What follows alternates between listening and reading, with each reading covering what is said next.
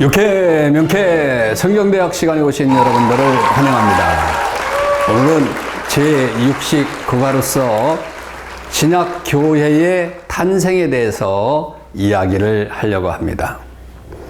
오늘부터 우리는 교회의 발전 역사에 대해서 공부를 하고자 합니다. 우리 기독교는 역사와 전통을 가진 그런 종교로서 그러므로 우리는 바로 기독교 역사관을 가져야 혼탁한 세상에서 바른 삶이 전개될 수 있다라고 하는 것이죠. 그러면 신약교회가 어떻게 탄생이 되었는가라고 하는 것을 우리가 한번 생각해 보면 먼저 교회 창설 전의 배경을 우리가 한번 보도록 하겠습니다.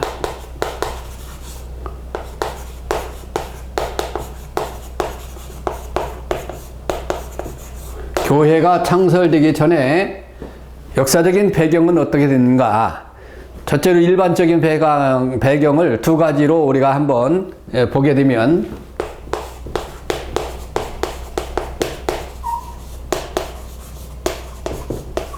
일반적인 배경으로 첫째는 당시 로마의 정치적 배경을 보게 되면 교회가 탄생하던 당시 세계는 정치적 통일을 이룬 시대였었다.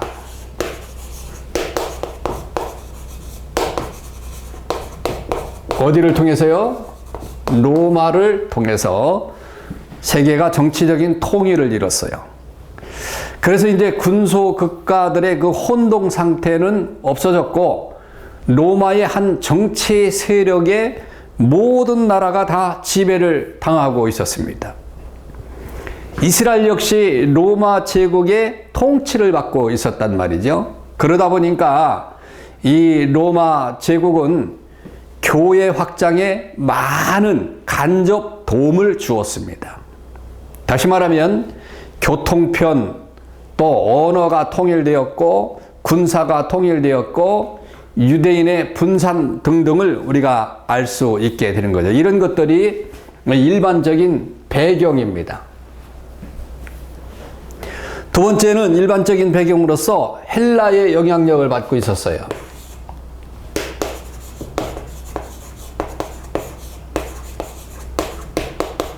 헬라의 영향력을 받고 있었습니다.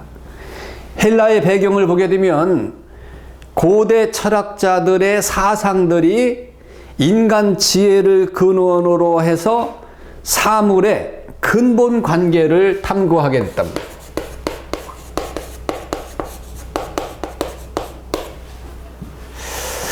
그리고 우주의 본질을 하나님의 역사로까지 끌어올라 갔어요. 그러나 여기 철학적 사상은 성경적 사상과는 조금 다르게 볼 수가 있는 것입니다. 어쨌든 간에 헬라 제국은 알렉산더 대왕 BC 333년에서 323년까지에 의해서 판도가 확장됨으로 따라서 철학과 학문이 온 세계에 퍼짐으로 말미암아 기독교를 위한 그런 준비가 되어 있었어요. 그래서 일반적인 배경으로서는 정치적 통일이 이루어져서 한 언어를 사용하면서 세계를 한 번에 지배를 하니까 한 모든 영역들이 세계의 한 영역들이 이제 기독교 교회가 퍼질 수 있는 그런 영역이 되어버렸다라고 하는 거죠. 그래서 준비가 잘 되어 있습니다. 사상까지 헬라의 영향력까지 받게 되죠. 두 번째는 유대적인 배경이 있습니다.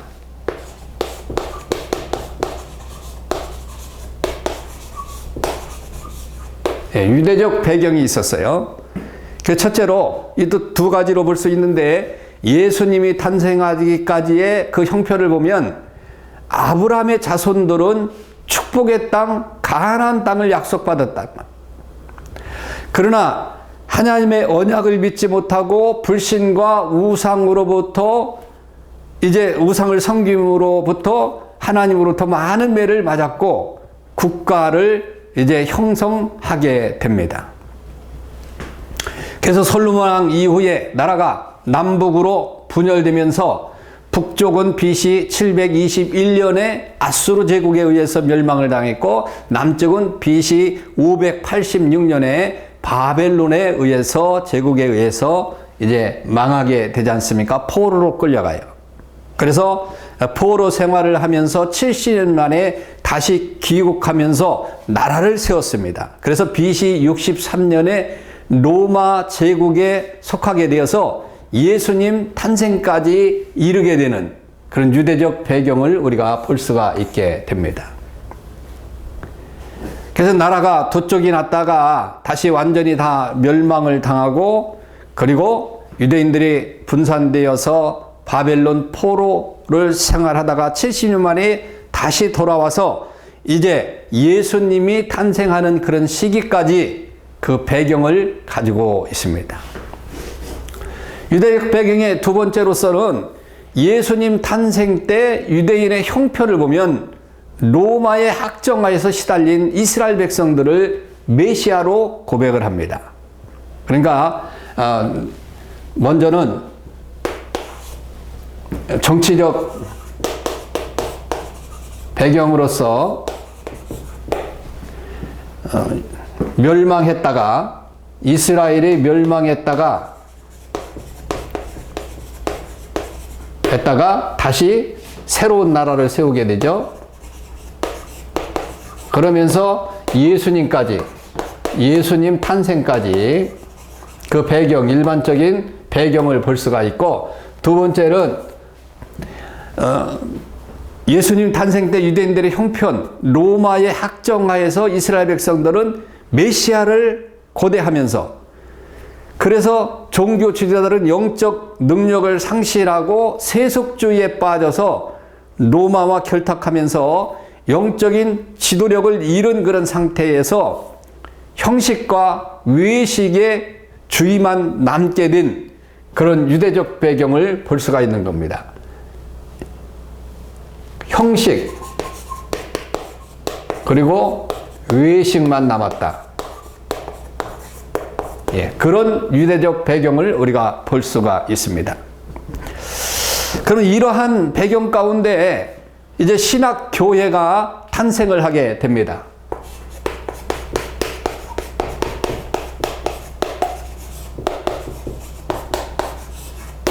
신약교회가 탄생을 하는데, 먼저 시초는 예수 그리스도의 오심으로 시작이 되는 거죠. 예.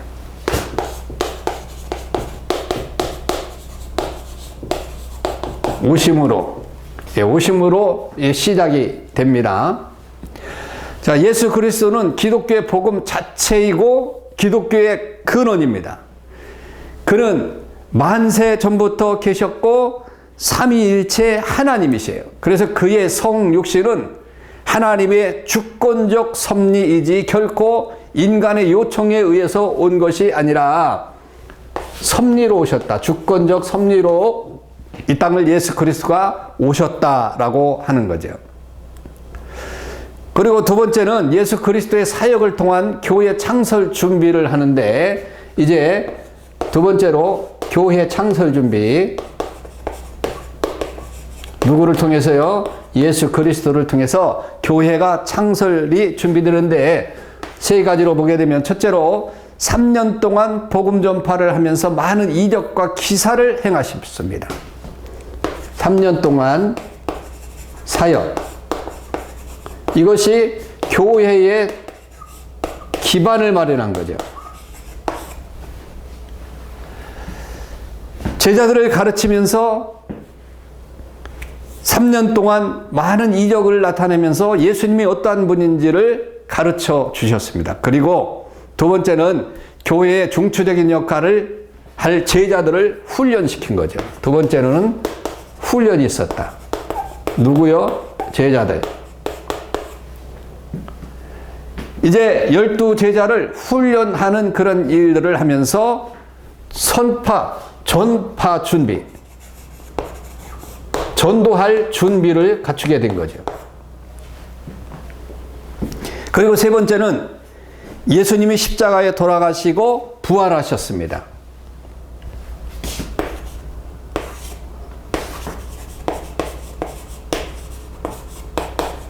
부활. 예, 십자가에 돌아가시고 부활하셨어요. 그래서 예수님이 십자가와 부활 그리고 승천은 성령님께서 강하게 임함으로 말미암아 모든 그런 준비를 마치게 됐다. 그래서 예수님이 십자가에서 돌아가시고 부활하심으로 말미암아 로마의 핍박이 이루어지면서 흩어지기 시작했죠. 예. 그래서 교회가 세워지게 됩니다. 그리고 세 번째, 오순절 성령 강림으로 맨 교회가 확실하게 이제 준비가 됐어요.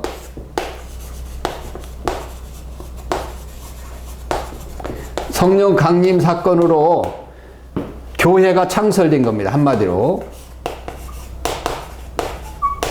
마가 다락방이 교회가 된 거죠. 예수님의 분부대로 120명의 성도가 예루살렘 마가 다락방, 요한의 다락방에서 모여서 열흘 동안 기도함으로 말미암아 성령이 강하게 임함으로 말미암아 비로소 지금 교회의 형태가 창설되게 되었다라고 하는 것입니다. 그리고 네 번째는 성령으로 충만한 성도들은 교회를 뜨겁게 부흥을 시켰어요.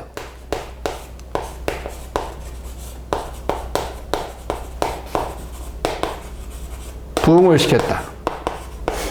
성령이 임하니까 강한 역사로 통해서 교회가 부흥되기 시작합니다. 사도들은 예수 그리스도의 심장을 가지고 교회를 부흥시키면서 교회를 교회답게 조직하면서 힘찬 전진을 이루었다라고 하는 거죠.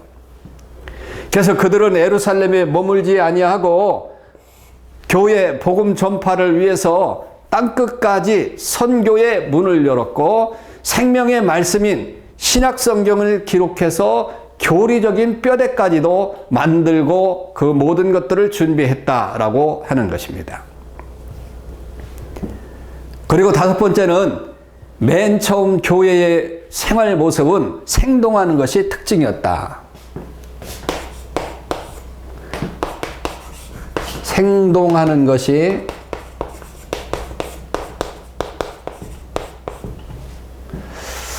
교회는 생명력을 가진 기관이기 때문에 생동해야 됩니다. 죽은 교회는 생동감이 없어요. 열매가 없고 생동성이 없는 것이지요. 그래서 신약교회의 첫 교회인 초대교회는 메시지가 생동감이 넘쳤습니다. 그리고 그들의 신앙이 생동감이 넘쳤고 기도가 생동감이 넘쳤고 사랑이 생동감이 넘쳤다.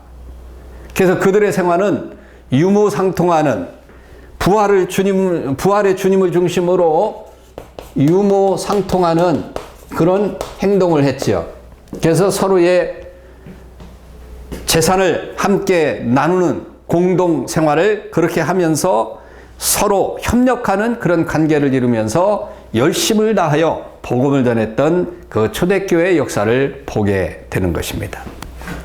그래서 신약교회의 탄생의 배경을 짧게 알아보았습니다마는 모든 교회 창설 전의 그 배경, 일반적인 배경과 유대적 배경을 우리가 살펴보았고, 그리고 신약교회의 탄생 가운데 5가지를 들어서 우리가 어떻게 탄생을 했느냐.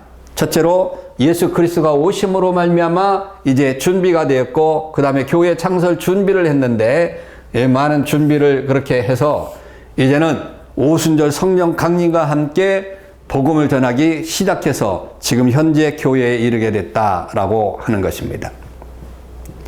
그리스도의 몸인 교회가 이 땅 위에 탄생되기까지 여러 가지 힘든 그런 상황들이 있습니다. 유대적인 배경을 보게 되면 참으로 정치적 배경과 또 새로운 나라를 형성하고 잡혀가고 포로로 끌려갔다가 다시 오고 여러 가지 그런 힘들고 어려운 그런 상황들이 있었어요. 사단의 세력은 이 땅에 교회가 세워지지 못하도록 강하게 역사를 하게 됩니다. 하지만 교회는 지금까지 잘 세워졌고, 그리고 세계적으로 부흥하기 시작했고, 세계를 향한 강한 전진이 있었고, 지금과 같은 그런 교회들이 세워지게 된 것이죠. 그래서 우리는 이렇게 신약교회가 세워지기까지는 많은 그런 진통도 있었고 하나님의 섭리가 있었다는 사실을 기억하시고 지금 이 교회도 하나님의 섭리 가운데 세워졌다는 사실 가운데 우리가 열심히 교회를 잘 섬기면서 믿음 생활하는 저와 여러분들 되시길 주님의 이름으로 축원합니다. 샬롬. 다음에 뵙도록 하겠습니다.